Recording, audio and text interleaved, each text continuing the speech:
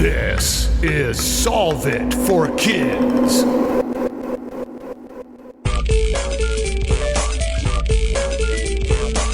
Hello, my amazing and curious friends. My name is Jennifer, the Dean of all things STEM and STEAM, and this is Solve It for Kids, the podcast that gives kids and families a peek inside the real world of scientists, engineers, and experts as they solve problems in their jobs using creativity, cooperation, and critical thinking. And now please welcome to the show my podcast partner, Galactic Space Geek, Jeff Gagne. Hello, Jennifer, and hello, listeners. Boy, do we have a powerful episode for you today. I can't wait to get into it. I know, this is going to have lots of power. So what problem are we solving today? How do you get energy from the wind? How can you get energy from the wind? Ooh, great question. Who is our guest today, Jeff? And we have just the right guy to tell us about that. Today, our guest is Neil Milani. He is an application engineer for Bachmann Electronic. Welcome to the show, Neil. Thank you. Nice to be with you guys. Well, we are excited to have you because we're going to talk about wind engineering and the power of wind, which I think is really cool because I don't think a lot of people know a lot about this. I might not, but I'd like to start with my first question. Have you always wanted to be an engineer and study wind and power? Well, let's see. No, I haven't always wanted to be an engineer. No. I was always interested in science. Always trying to figure out how things worked, taking watches apart, taking things apart, managing to put them back together again eventually.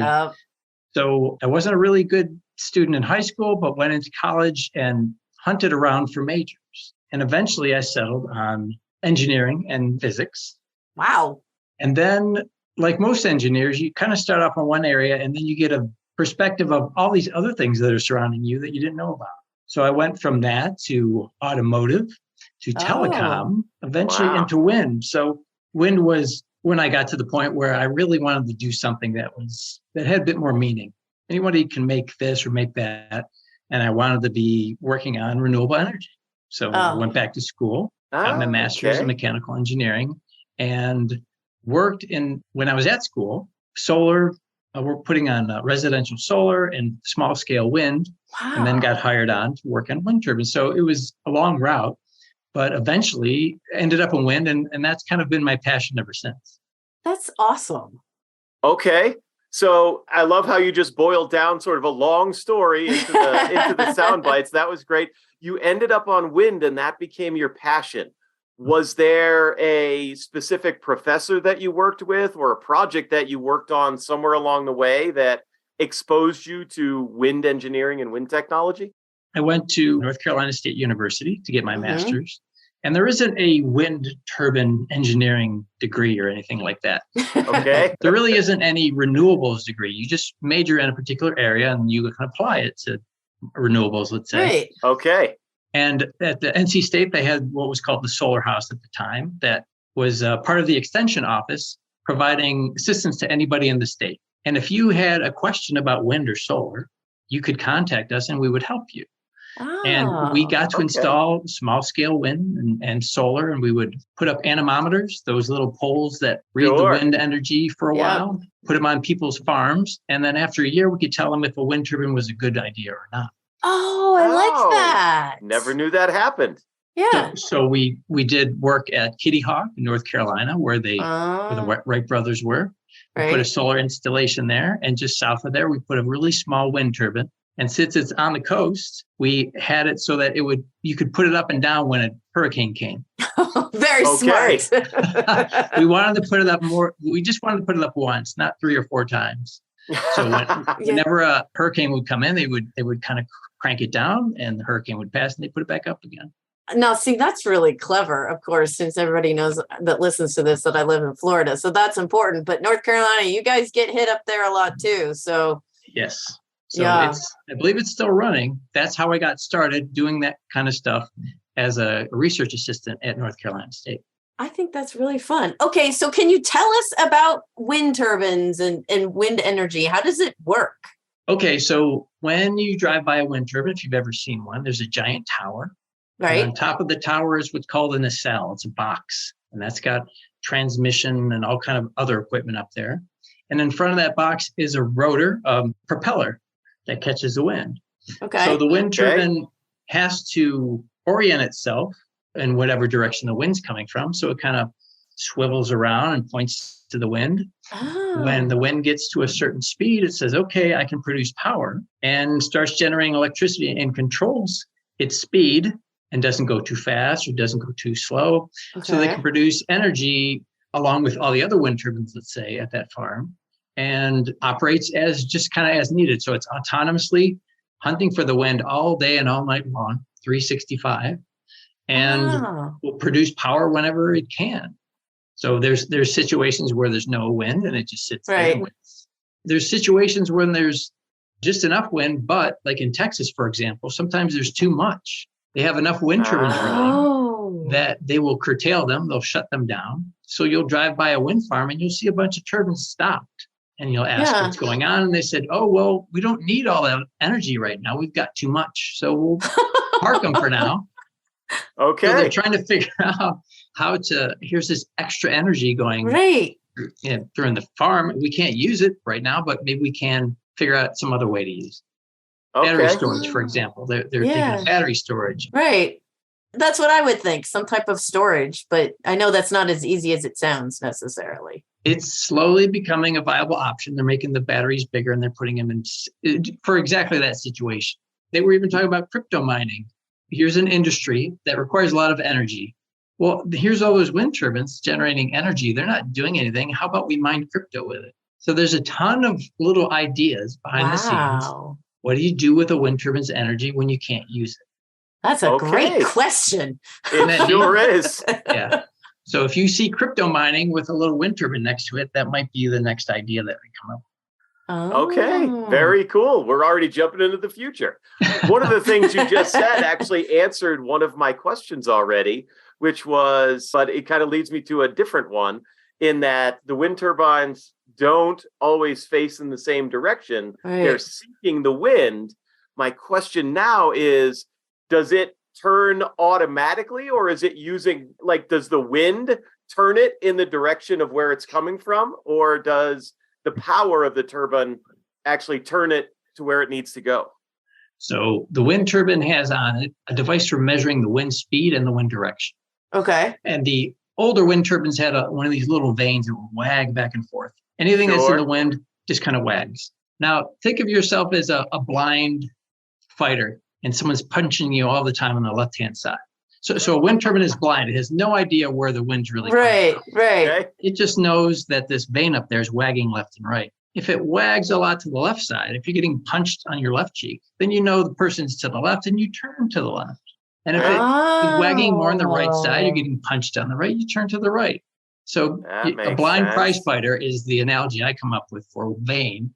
And it depends on how many times it wags left or wags right as to how it needs to turn left or right. I love that analogy. That makes so much sense. Okay, so I want to go back to, you get all this energy. Is it only used for the farm that has the turbines installed there, or can it be spread throughout the city and the nearby houses? How does that work? It depends on your agreement with the local energy provider. Oh. So let's say Duke Energy is the service provider in your area. So Duke Energy says, okay, I have a wind farm here and it has 10 turbines. All that energy that is produced, it's exported normally to the grid. So Duke can use that, and I need 10 megawatts and I got 10 megawatts here from this wind farm and I can use it. Other situations where if you have a small business and that business has a wind turbine providing just the energy for that business, they say, well, you really can't export this. You can use it locally. Here's Okay. all this wind. It can be used to power your Okay. plant, but I don't want any of this energy going out to the grid. So it's just an agreement that you have with your energy provider to either export all that wind, which is normally the case, or that that energy can only be used on site for the on-site purposes. Most wind farms of a reasonable size, export all of their energy through an agreement they have with the grid provider. Well, and so they get paid for it then, I assume, yes? Yes. And even in the case where those wind turbines in Texas might sit idle, there's all this extra wind, they don't need it. The power purchase agreement they have, the PPA that they have with the wind turbine company, it says, I will pay you even if you're not producing energy because I told you to shut down. You have all this energy and you're capable of producing it. So it depends on the agreement that you have with the grid provider, but most of them will get paid even though that they're not producing energy because they were told not to produce energy. Oh, okay. Yeah. So approximately how much energy can, say, a single wind turbine? The earlier wind turbines were pretty small. Like a kilowatt is 1,000 watts. Yes. So that's your little space heater in your house. So they would have 10, 20, 70, 100 kilowatts, let's say, these old wind turbines that were out in California way back when. After that came like 1 megawatt, and a megawatt is, let's say, 650 houses. Ah, okay. There's kind of a baseline, 650 houses per megawatt, 6,500 houses per 10, you scale it up. Right. So an average wind turbine might be, the older wind turbines were 1.5, let's say 2 megawatts. What they're finding is that if you're going to put in a wind turbine, let's put in as big a one as we can. We're already here. We're already doing all this stuff. Yeah. So why build 100 little houses when you can build, let's say, 10 big houses? So now the world's largest wind turbine is an offshore turbine that is 12 megawatts. This is the one that will go offshore on the East Coast for Vineyard Wind. That's the big offshore wind farm that's coming up, commissioning like 2024, I think. So the blades on that are 720 feet. Tip to tip. Holy cow. Yeah. Oh, yeah. So we talk in either feet or meters. Usually, so 300 feet is 100, let's say 100 meters. So 720 feet for the blades, 850 feet for the tower. Whoa. Wow. So they get pretty massive. They can go from a couple megawatts to 12, all kind of ranges in between. So where's the energy from that wind farm supposed to go? So most wind farms are out in rural areas, let's say, or areas not heavily populated. Okay. In that particular case, that's the Northeast off the coast of Nantucket. So that will go serve, let's say, the Northeast Boston area. Wow. Here's a bunch of wind turbines. All of them are connected through a grid interconnect, a big electrical cord, let's say, and that gets wired on shore, and then that's now a power plant. So all the power that might come in from this wind farm goes into the greater Boston area to be distributed as necessary, I guess. Wow. That's fascinating. Yeah. So how many wind turbines are there roughly in America right now? Oh, good question. Ballpark. Crazy question. This might be a Google question. I don't know. That could be. That's probably a really good Google question because I know about 5% of U.S. energy is produced by wind. Okay. So I don't know how that distributes from all these little ones, all these medium-sized ones, and all the big ones. But let's say, for example, in Texas, you'll have wind farms that are 200 turbines each. Multiple farms. So, I mean, when you fly into Dallas or something like that, especially at night, all the wind turbines have these red beacons flashing on top so that the planes don't run into them. Yeah. So when you fly in, you see this giant mat of red beacons flashing that's miles and miles as far as the eye can see. Wow. So hundreds in Texas. Texas probably has the most wind turbines out of any area in the country. And then distributed through the Midwest, through the West, not so much in the Southeast, not as much in the Northeast, but wherever the wind resource is. So there's not as much wind in the Southeast. So that's why they're not there. Sure. Here out West, we definitely have bigger, wide open spaces for that wind to get going. Right. Exactly. Right. So can you talk to us? I mean, the benefits of wind power, of course, is that it's renewable. Can you talk a little bit about that and how that kind of offsets, a lot of the negativity of like climate change and using coal and all that kind of stuff? Oh, sure. So the beauty of a wind turbine is that once you put it in, you don't pay anything for the fuel. So what's going Ah. on now with the Ukraine and Europe trying to get gas is Right. that, when the gas is gone, everyone freaks out. It's a Yes. commodity, Right. it's supply and demand, and the costs are associated with it. So with a wind turbine and with solar and other ones, that there's no cost. Once you put it in, there's no fuel cost. That's it. You just run it. Wind turbines tend to be in more rural areas, and those areas Okay. tend to be difficult for people to find jobs. So if you live out in West Texas, you had a hard time finding good paying jobs. Well, the wind turbines come to your town and you can work on the wind turbines. Oh. The wind turbines pay taxes, and those taxes go to local communities. And every farmer that has a wind turbine on his land or landowner gets a royalty. So no other industry does that. No person with a coal power plant in their backyard gets paid. So in Texas, there's large landowners, and they tend to find these spots that have a lot of wind and say, I'd like to put 100 wind turbines on your farm. And the farmer says, okay, great. I've got cows or cattle and whatnot. The farm stays intact. They build the wind turbines, and the guy's like, well, look, this is my farm. I have to get to my cattle.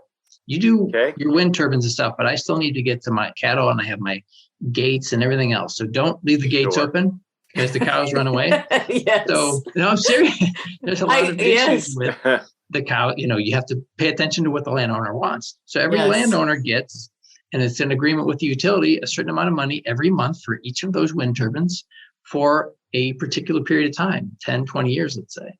Wow. So farmers love them.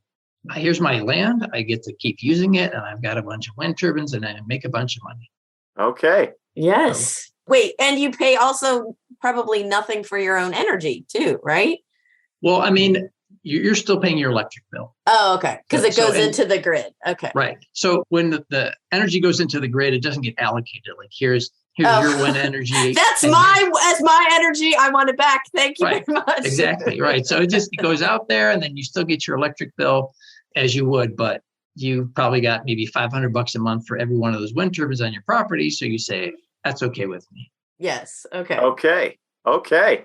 So I actually, while you were just answering that one, I slipped into Google, asked that question, and it turns out there are currently more than 70,000 wind turbines in America. Wow. So that makes me wonder, you just mentioned wind is powering about 5% of America right now. What is the potential for wind moving forward? Well, they've got a bunch of different numbers, and I'm a fan of the all of the above solution. So Okay. I would rather have nothing than a wind turbine in my backyard, even though I work on them. But I'd rather see a wind turbine than something else, let's say. So you don't want to put wind turbines everywhere. You don't want to put solar panels or anything else everywhere. But in areas where there's enough resource, the Midwest and the West, there's plenty of unused land that could go and generate wind energy if necessary. Currently, there's kind of a limitation with the grid. Here's my wind turbines out in West Texas. They had to build the grid out to West Texas so all that energy could get routed in. So the same for Wyoming. So for example, Wyoming didn't have a lot of interconnect capabilities. So there was, even though Wyoming is very windy, there was a delay in wind turbine installations in Wyoming because there was no grid there.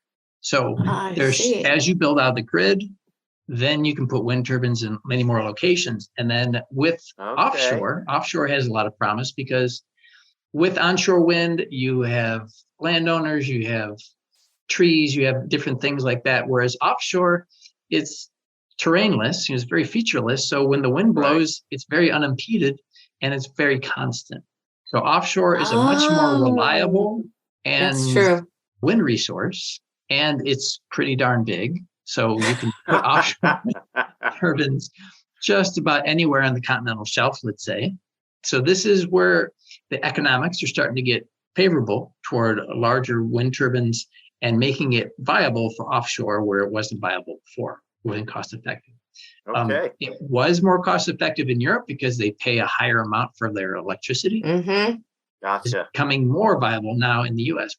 Yeah, that's the thing I've learned about renewables when I've done some of the research for my books and having this conversation with kids, especially talking about the finances right? Mhm. Like everything comes down to money.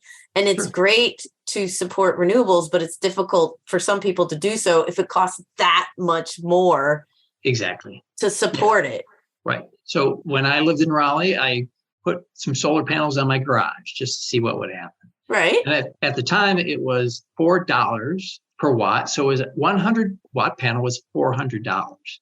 That same 100 watt panel is probably $40. So Oh, okay. it wasn't even close to being cost effective for me to do it, but I wanted to do it just to see what would happen. But you can't do that. You can't put a 100 watt panel on your house that lights one light bulb and it costs you $400. That's the worst investment ever. Yeah, it's probably not the best unless you're doing it for science and engineering to learn. But yes. Still, that's an investment. Right. That was just an exercise and just let's see what happens. Okay, so I want to broaden this just a little bit. I take a lot of road trips. I see a lot of wind turbines, obviously driving around the country, but bringing this right back to our houses. And we mentioned this a little bit just before we got on air of, I am not an energy guy. I'm not an engineer and I don't work on wind turbines. I have a light switch on my wall. Where is that power coming from? Is it coming directly from a wind turbine? If there's one near me coming directly to my house?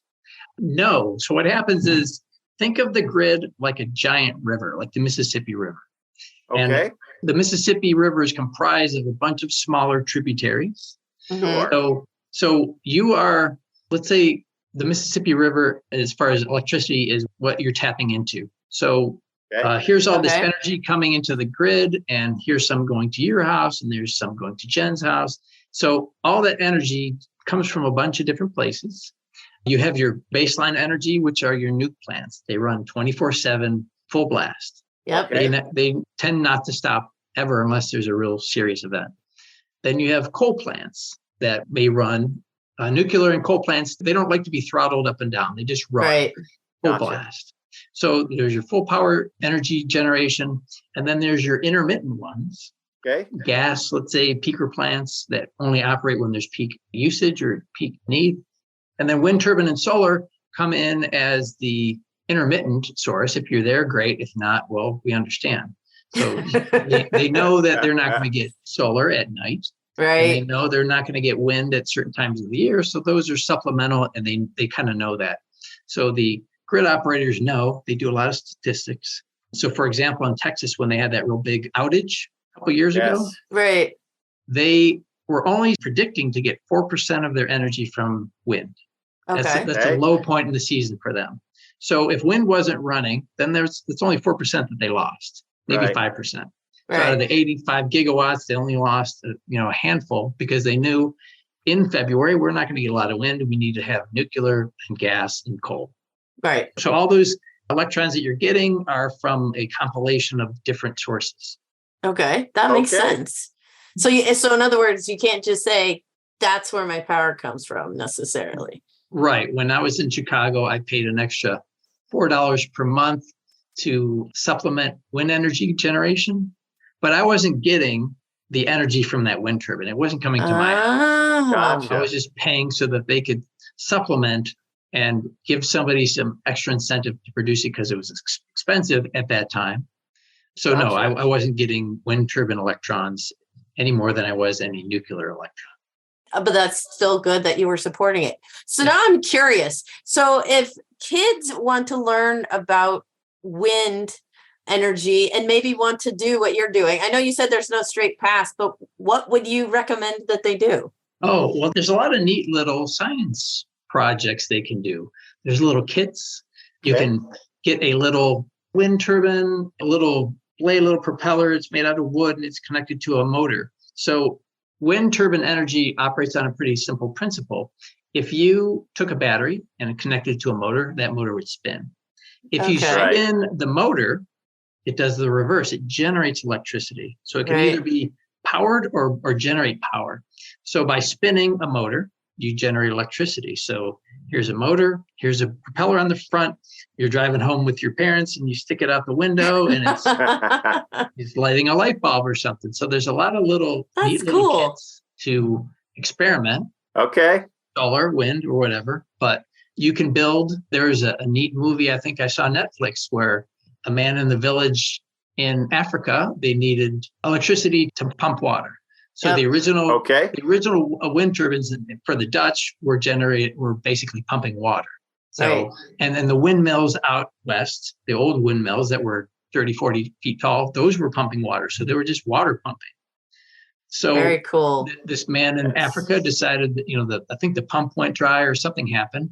He built a wind turbine out of bicycle parts, and I can't remember where he got the blades, and an alternator from a car, and he made a wind turbine so that they could pump water out of the ground. That's terrific. Yeah. And I bet, obviously, we don't have enough time to talk about all of them. I bet there's a whole lot of projects like that once you start looking for them online, you can probably pinball and just go down the rabbit hole of all sorts of projects like that. Sure. Yeah. I would like to ask you, what do you see for the future? Maybe not an idyllic world of, everything's powered by wind and solar, but what do you see coming in the next, say, 20 years? Will there be more wind generation? I would think so, just because, as Jen mentioned, a lot of it comes down to economics. Mm-hmm. And there's a concept called levelized cost of energy, LCOE. And all that means is that when you make something, you have to count everything from start to finish, from cradle to grave. So when you build a coal plant, how much did it cost to make the coal plant? How much is this? How much is this? How much is this? How much does it cost to decommission the coal plant? So the levelized cost of energy is an apples to apples comparison between technologies. Okay. The levelized cost of energy for wind and solar, there's a graph where wind and solar are decreasing, becoming less cost, costly, and nuclear and coal and everything else is going up. So where those two cross is the magic number where they're all the same. And now wind and solar are ever decreasing, and coal and gas and nuclear are going up. So the LCOE, the levelized cost of energy for wind and solar, are getting cheaper by the year. So when utilities want to put in generation, what's the cheapest, most effective way to do it? Yep. So you can't put it everywhere. There's not wind resource everywhere. So they're finding more resources in terms of location. And then offshore is really a big promise now, because here's this offshore wind resource that's essentially infinite. Well, not infinite, but it's very substantial. Sure. Yes. So put in a couple offshore wind farms and you've got even more. So with commodities becoming more expensive, with environmental restrictions becoming more rigorous, I think you're going to start seeing more interest in renewables just because from a cost standpoint alone. That makes a whole lot of sense. That does. And it's actually good to hear too, that we're going to have more renewables out there. Yeah. Right. Mm-hmm. Okay. So we've reached that time in our show where we ask our guests to give us a challenge. I'm curious what your challenge will be, Neil. Let's see. I think one thing that would be interesting for the guests is that when you flip on your light switch and it turns on, hopefully, do you know where that electricity is coming from? We talked about that a little bit, but in your state, where does it come from? Does it come from nuclear? Does it come from gas? Does it come from coal? So you can kind of do a quick Google search and get an idea. And for example, in South Carolina, there's a lot of nuclear here. So nukes comes in at 53%, I think it is. And I'd be curious to find out what your users find in their respective states. It's very different across the country. So it's kind of a gamut, especially if Alaska, Hawaii, you'd be pretty interested to see what they have to come up with.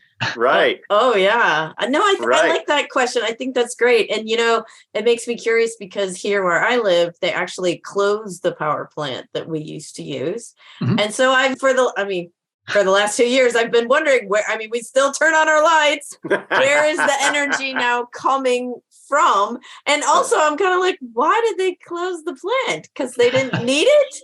Or, right? There's all of those questions. Yes. Oh, sure. To give you a little bit more comfort, there's organizations, they're called ISOs, Independent Service Operators, and it's basically managed by the federal government. So there's the Northeast and there's the Southeast and there's California. And every year they sit down and say, how much generation do we have and how much consumption do we have? They contact all the grid operators bid into the system to see, I have a nuke plant and I get bonus points for a nuke plant because it runs 24/7. Here's how much I want to get paid for that. And they have this agreement in this auction, basically. And then they figured out, okay, here's how much we have and here's how much we need. And they line them up and then they kind of haggle with, if we have too much generation, then you might not get paid as much. But there's somebody watching to make sure that, one, everything's reliable, and two, that there's enough generation to go around. Yeah. I mean, we haven't had a problem with our lights. I just thought it's very interesting. Right, because someone's paying attention to all that stuff. But that means that I'm going to do the challenge because I'm very curious to find out where my power is coming from these days. And since I live in a whole different state, completely away from Jen State, I'm going to do the same thing. Right. Alrighty. Yeah. But this has been great. I have learned so much about wind energy. So this has been wonderful. Thanks so much for being on Solve It for Kids, Neil. My pleasure. It was good to be here, and I enjoyed it myself. Thank you. I bet a lot of our listeners are just like me in that we didn't have that much information about pulling power and energy from the wind. That was fascinating, and I really didn't want that talk to end. I know. I mean, I grew up in the Midwest, so of course I understand windmills and all this kind of stuff, but I've seen the giant ones. Yes. And I've always wondered how they work and how the energy gets from there and everything. Sure. So this was so much fun. And I hope everybody does that challenge. I want to find out exactly what kind of energy my house uses. What do you think? Oh, absolutely. These are some of my favorite challenges that touch me right at home where I am. So Zoe and I can look up where our house's power comes from and what type of power that we are getting. I love that, because why are you going to look that up other than as a challenge from our Solve It for Kids episode? Oh, that's probably true. Anyway, if any of you look it up and you want to share that information with us, or if you just want to ask us questions or make a comment on one of the podcasts, be sure to tag us on our social media. We are at KidsSolve at Facebook, Instagram, and Twitter. And don't forget to check out our website page, solveitforkids.com, for this episode, because we'll have information about wind power and also books for kids that you can read to learn more. That's right. And until next episode, don't forget, just because power and energy are coming from the wind, that doesn't mean you don't need to conserve. When you leave a room, turn that light switch off. Until next time, you'll hear Jen and Jeff on Solve It for Kids.